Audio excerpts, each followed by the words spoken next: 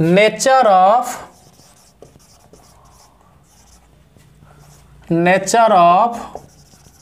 To straight lines formed from two equations. जो two equation में दो ही स्ट्रेट लाइन आया, उसका नेचर क्या होगा? नेचर क्या होगा? थ्री पॉसिबिलिटी आ सकता है। इंटरसेक्ट कर सकता है, नहीं तो पैरेलल जा सकता है, नहीं तो ऐसे इंटरसेक्ट करेगा, नहीं तो पैरेलल जाएगा, नहीं तो एक के ऊपर दूसरा चला जाएगा। समझ गया? केस वन, पहला case, they intersect each other, they intersect each other eight one point, they intersect at one point. देखो ये वाला दो जो होगा, ऐसा एक हो जाएगा स्ट्रेट लाइन और दूसरा ऐसा आया। देखो ये इक्वेशन वन का, ये इक्वेशन वन का, ये इक्वेशन टू का, ये जो पॉइंट ऑफ इंटरसेक्शन यही उसका सॉल्यूशन है।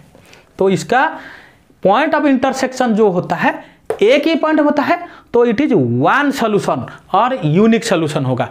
When two line intersect each other at a point, when two line intersect at one point, then their solution is unique, नहीं तो वन, समझ गए ना? नहीं, वन ही सॉल्यूशन आएगा और यूनिक सॉल्यूशन आएगा। क्लियर है? सॉल्यूशन इज यूनिक और वन। इस कंडीशन में जब वन सॉल्यूशन यूनिक सॉल्यूशन आएगा, यूनिक सॉल्यूशन और वन सॉल्यूशन आएगा, इस कंडीशन में A1 B1 C1 unique, A1 B1 C1 A2 B2 C का कुछ रिलेशन बनता है। That implies A1 by A2 is not equal to B1 by B2। जब दो लाइन इंटरसेक्ट करेगा तो A1 मतलब क्या है? इक्वेशन वन का पहले जो पढ़ाया था, इक्वेशन वन का A1 B1 C1, equation two का A2 B2 C2, ये देख लो। तो वही A1 by A2 low, B1 by B2 लो, ये कभी दोनों सेम नहीं होगा।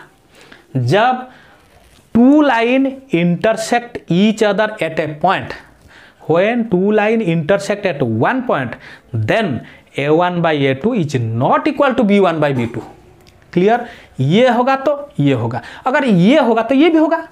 When A1 by A2 is not equal to B1 by B2, then two line intersect each other. ये होगा तो ये कंडीशन आएगा, अगर ये कंडीशन आएगा तो ये भी होगा। When two line intersect at one point, then A1 by A2 is not equal to B1 by B2, ये होगा। अगर ये होगा तो ये भी होगा। When A1 by A2 is not equal to B1 by B2, then two straight line must intersect at one point। Clear है? ये आगे क्वेश्चन बनेगा। क्लियर है? नेक्स्ट जाएंगे case number 2।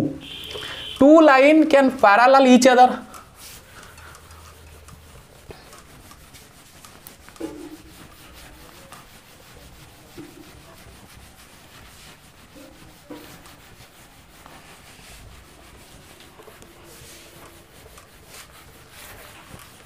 Case number 2, two line can parallel each other.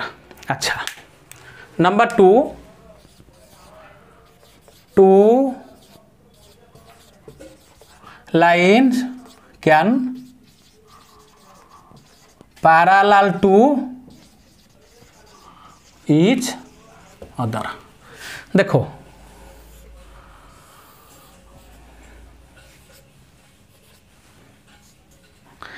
Equation one का अगर ऐसा आया, इक्वेशन टू का ऐसा आया,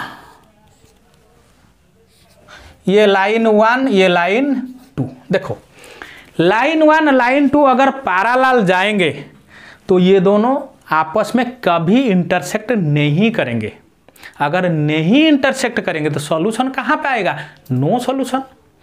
और एक बार समझाता हूँ। If two lines are parallel to each other they do not intersect, that means there is no solution each other. If two lines are parallel to each other, parallel to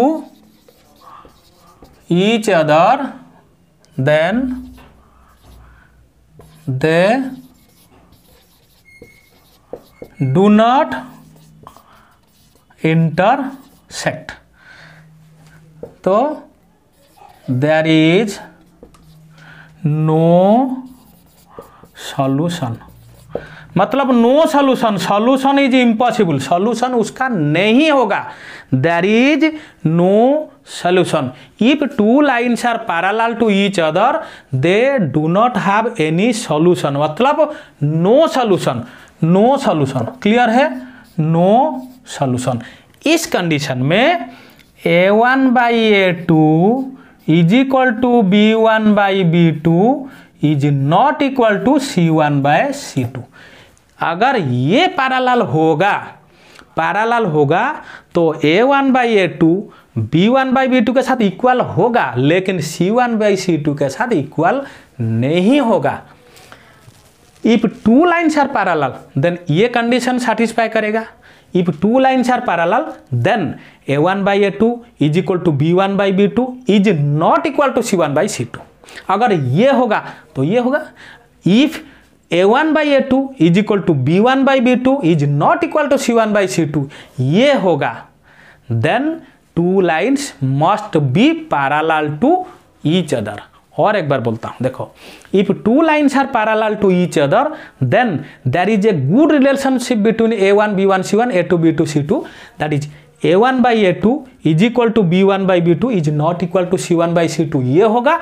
and solution उसका नहीं होगा, no solution होगा। अगर a1 by a2 is equal to b1 by b2 is not equal to c1 by c2 होगा, then no solution and two lines are parallel to each other. Parallel जाएंगे तो यही से पैरेलल जाएंगे, कहीं पे भी इंटरसेक्ट नहीं करेंगे। जब बढ़ाओगे तो सॉल्यूशन कहाँ पाएगा? इंटरसेक्ट तो नहीं करेगा, तो सॉल्यूशन कहाँ पाएगा? तो देयर इज नो सॉल्यूशन। और तीसरा कंडीशन है they can coincide with each other.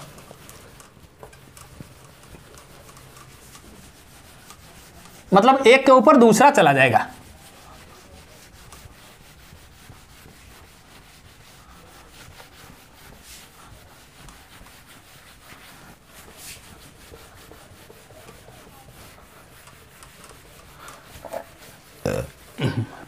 Case number 3,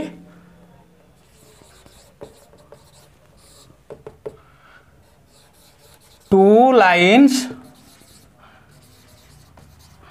coincide with each other, each coincide मतलब एक के ऊपर दूसरा।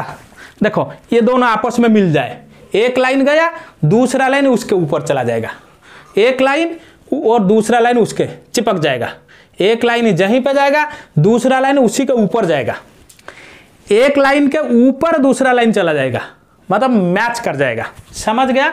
देखो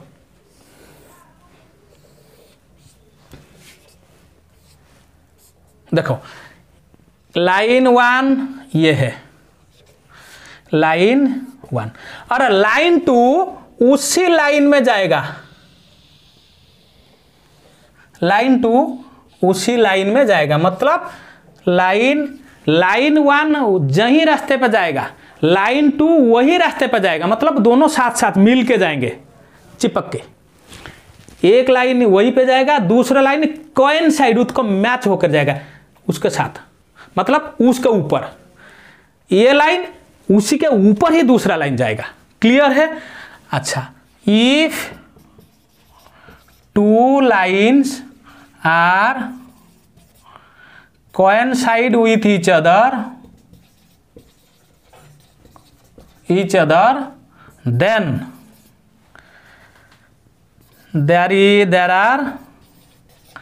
देखो मतलब ये लाइन गया, दूसरा लाइन गया, ये भी कॉमन पॉइंट है, दोनों लाइन का ये भी है, ये भी कॉमन पॉइंट है। ये लाइन गया, लाइन 1 वहीं पे है, लाइन 2 भी वहीं पे है, तो ये लाइन दोनों का कॉमन पॉइंट, ये लाइन भी कॉमन पॉइंट, ये लाइन भी कॉमन पॉइंट, ये लाइन में हर एक पॉइंट उसका इंटरसेक्टिंग पॉइंट हो जाएगा। और एक पॉइंट में लाइन 1 भी गया, लाइन 2 भी गया, मतलब दो लाइन का मेनी इंटरसेक्टिंग पॉइंट आएगा। एक लाइन के ऊपर दूसरा गया, देखो एक लाइन के ऊपर दूसरा गया, देखो ये पॉइंट में ये लाइन भी है, ए लाइन भी है, ये पॉइंट में ये लाइन भी है, ए लाइन भी है, ये पॉइंट में दोनों लाइन है, ये पॉइंट में दोनों लाइन है, ये पॉइंट में दोनों लाइन है, मतलब हर एक पॉइंट में दोनों लाइन इंटरसेक्ट करेंगे, दोनों लाइन है, मतलब बहुत सारे सॉल्यूशन है। ये भी इंटरसेक्टिंग, ये सॉल्यूशन है, ये भी कॉमन पॉइंट, ये भी सॉल्यूशन है, ये भी मतलब many solutions, there are many solutions और infinite solution, infinite many solutions होगा। और A1 by A2 is equal to B1 by B2 is equal to C1 by C2 होगा। अगर two line coincide with each other then infinite many solution होगा, और A1 by A2, B1 by B2, C1 by C2 तीनों equal होगा। अगर दो line coincide करेगा, एक के ऊपर दूसरा जाएगा, तो ये कंडीशन सेटिस्फाई करेगा। अगर ये कंडीशन सेटिस्फाई करेगा तो ये भी होगा।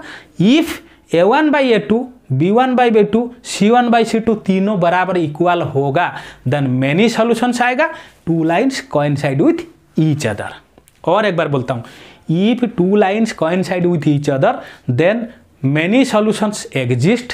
A1 by A2 is equal to B1 by B2 is equal to C1 by C2। If A1 by A2 is equal to B1 by B2 is equal to C1 by C2, then many solutions exist and two lines coincide with each other।